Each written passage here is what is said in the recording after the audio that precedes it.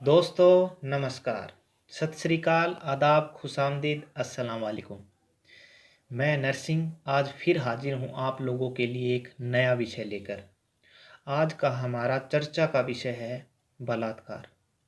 यह बहुत संवेदनशील विषय है और मुझे लगता है कि हर किसी को इस विषय पर बात करनी चाहिए, क्योंकि पूरी दुनिया के अंदर दिन प्रतिदिन बलात्कार के केस बढ़ते जा रहे हैं। तो आज हम इस वीडियो के माध्यम से, इस चैनल के माध्यम से बलात्कार विषय पर ही चर्चा करेंगे और जानेंगे कि बलात्कार क्या होता है और किन कारणों से होता है। क्या हम इस पर अंकुश लगा सकते हैं? तो आइए शुरू करते हैं कि बलात्कार होता क्या है। बलात्कार क्या होता है? विश्व के सभी देशों में बलात्कार को विभिन्न नजरिए से देखा जाता है, यानी हर देश में बलात्कार की अपनी एक अलग परिभाषा होती है। भारत में बलात्कार एक अपराध है से संबंधित कानून 1860 में बना, जब भारतीय दंड संहिता में धारा 375 को जोड़ा गया। इस धारा के अनुसार जब कोई पुरुष किसी महिला के साथ उसकी इच्छा के विरुद्ध, उसकी सहमति के बगैर उससे संभोग करता है तो उसे बलात्कार कहते हैं। आईपीसी की धारा के अनुसार बलात्कार की परिभाषा: नंबर 1, महिला की इच्छा के विरुद्ध किया गया संभोग। नंबर 2, महिला की मर्जी से लेकिन यह सहमति उसकी हत्या करने या नुकसान पहुंचाने या उसके किसी करीबी व्यक्ति के साथ ऐसा करने का डर दिखाकर किया गया संभोग। नंबर 3, महिला की रजामंदी से लेकिन यह सहमति उस व्यक्ति से विवाह करने के लालच में दी हो। नंबर 4, महिला की सहमति से लेकिन यह सहमति देते वक्त महिला की मानसिक स्थिति ठीक नहीं हो या फिर उस पर किसी नशीले पदार्थ का प्रभाव हो और लड़की रजामंदी देने के परिणाम समझने की हालत में ना हो। नंबर 5, महिला की उम्र अगर 16 साल से कम हो तो उसकी इच्छा या उसकी सहमति के बिना किया गया संभोग। ये पांचों के पांचों कारण आईपीसी की धारा यानी भारतीय दंड संहिता की धारा के अनुसार बलात्कार को परिभाषित करते हैं। आईपीसी में बलात्कार की परिभाषा तय की गई है, लेकिन इसमें वैवाहिक बलात्कार के बारे में कोई जिक्र नहीं है। धारा 375 और 376 के प्रावधानों से यह साफ है कि महिला के लिए सेक्स करने के लिए रजामंदी देने की उम्र 16 साल है, लेकिन 12 साल से बड़ी उम्र की पत्नी की सहमति या असहमति का कोई मूल्य नहीं है। इक्वालिटी नाउ नाम की अंतर्राष्ट्रीय संस्था ने 2017 की एक रिपोर्ट में बलात्कार को लेकर सजाओं के बारे में बात की है। इसके अनुसार विभिन्न देश, जिनमें शामिल है Ghana, Bharat, Indonesia, Jordan, Lesotho, Nigeria, Oman, Singapore, Sri Lanka और तंजानिया में पति द्वारा किए गए बलात्कार पर कोई ठोस कानून नहीं है। कुछ देशों में तो यह पूरी तरह से वैध है। यानी इस रिपोर्ट में यही कहा गया है कि विवाह के बाद पति द्वारा अपनी पत्नी के साथ उसकी बिना सहमति से या उसकी बिना रजामंदी से यौन संबंध बनाना पूरी तरह से वैध है, यानी वह कोई बलात्कार का दोषी नहीं होगा। वैवाहिक बलात्कार के ऊपर मैं आप लोगों को एक हमारी सामाजिक कार्यकर्ता कविता कृष्णन के विचार आप लोगों तक पहुंचाना चाहूँगा कि किस तरह से वह बताती है कि वैवाहिक बलात्कार के ऊपर हमारे संविधान में कोई कानून नहीं है। तो आइए सुनते हैं उसके विचारों को। केंद्र सरकार ने कल कोर्ट से कहा है कि उनके मत में शादी के भीतर बलात्कार को कानूनी पहचान नहीं दी जानी चाहिए। उन्होंने कहा कि शादी की व्यवस्था को बचाने के लिए ऐसा करना जरूरी है।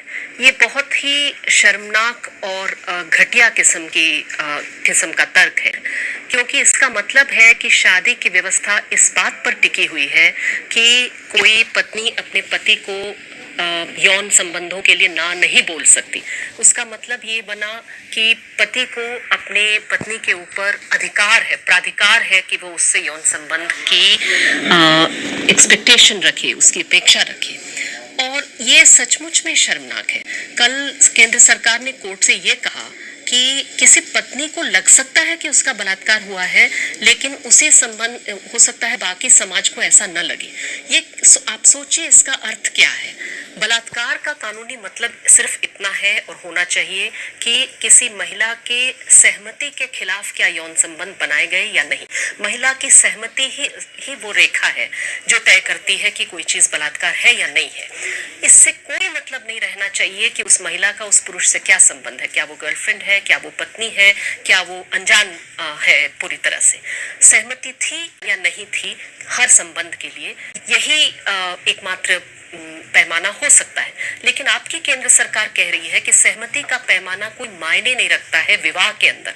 विवाह के अंदर महिला की सहमति का, पत्नी की सहमति का कोई मायने नहीं है। अब लोग कहते हैं कि फॉल्स केस हो जाएगा तो क्या होगा? तो हमारा यही कहना है कि फॉल्स केस तो हर तरह के कानून में होते हैं। क्यों ऐसा है कि सिर्फ महिलाओं के मामले में इसको बढ़ा चढ़ा करके ऐसे दिखाया जाता है जैसे हर कंप्लेंट जो है ये फॉल्स ही हो सकता है? तब तो बलात्कार के पूरे कानून पर भी इसी आधार पर सवाल लगाया जा सकता है। लगाते ही हैं लोग। कोई बलात्कार की कंप्लेंट सही है या गलत है, ये कानून में तय होगा कि उसकी सहमति, महिला की सहमति थी या नहीं थी। उसके कानूनी मापदंड है, पैमाने हैं, उससे कोर्ट में ये तय हो जाएगा।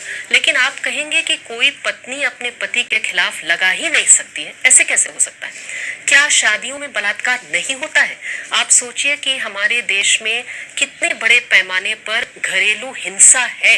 ये आपके एनएसएसओ की डेटा बताती है, सारे डेटा बताते हैं कि शादी के अंदर घरेलू हिंसा न सिर्फ बहुत कॉमन है, बल्कि अगर आप देखें तो 30 से लेकर के 50% देश की जनता मानती है कि ये हिंसा पूरी तरह से जायज है। घर के अंदर छोटे बच्चों के साथ यौन उत्पीड़न और यौन हिंसा के केस देखें, वो भी प्रचुर है, ढेर सारे। अगर ये सारा हिंसा हो रहा है घर के अंदर और शादियों के भीतर, तो क्या हम मान सकते हैं कि बलात्कार नहीं हो रहे हैं? या हम मान रहे हैं कि बलात्कार हो रहे हैं लेकिन वो शादी की व्यवस्था के लिए जरूरी है और इसलिए उन्हें रहने दिया जाए? अगर हम एक आधुनिक देश है, एक लोकतांत्रिक देश है, तो इस तर्क को हमको कचरे के डब्बे में जल्द से जल्द डालना होगा। जस्टिस वर्मा कमेटी ने भी ऐसा ही रेकमेंड किया। जल्द से जल्द हमारी सरकार पर हमें दबाव डालना होगा कि बलात्कार के कानून से मैरिटल एक्सेप्शन जो है, शादी के लिए जो शादी के भीतर जो इसे हम नहीं मानते हैं, बलात्कार के कानून को वहां नहीं घुसने देते हैं, जल्द से जल्द उस एक्सेप्शन को हटाना होगा ताकि सभी महिलाओं को न्याय मिले, चाहे वो शादीशुदा हो चाहे ना हो। बलात्कार को बढ़ावा देने के कारण, यानी ये जो कारण हैं, अब पॉइंट टू पॉइंट बताए जाएंगे। लेकिन हमारी आगे आने वाली नई वीडियो में पूरे तथ्यों और तर्क के आधार पर इन कारणों को विस्तार से वर्णित किया जाएगा। नंबर 1, टीवी प्रसारण। नंबर 2, इंटरनेट का गलत उपयोग। नंबर 3, पुरुषों की मानसिक दुर्बलता। नंबर 4, नशा। नंबर 5, प्रशासन और पुलिस की अक्षमता। नंबर 6, महिलाओं का शारीरिक रूप से कमजोर होना। नंबर 7, महिलाओं के द्वारा कामुकता को प्रदर्शित करना। नंबर 8, समाज की भूमिका। नंबर 9, विद्यालय और महाविद्यालयों की भूमिका। नंबर 10, परिवार की भूमिका। नंबर 11, साहित्य की भूमिका। नंबर 12, शिक्षा की भूमिका। और नंबर 13, दोस्तों की भूमिका। अगर आपको मेरी इस विषय पर यह वीडियो पसंद आई हो तो इस चैनल को सब्सक्राइब ज़रूर करें ताकि जब भी मैं इस विषय पर नई वीडियो बनाऊं वो आप तक पहुंच सके, आप उसे देख सकें। धन्यवाद दोस्तों।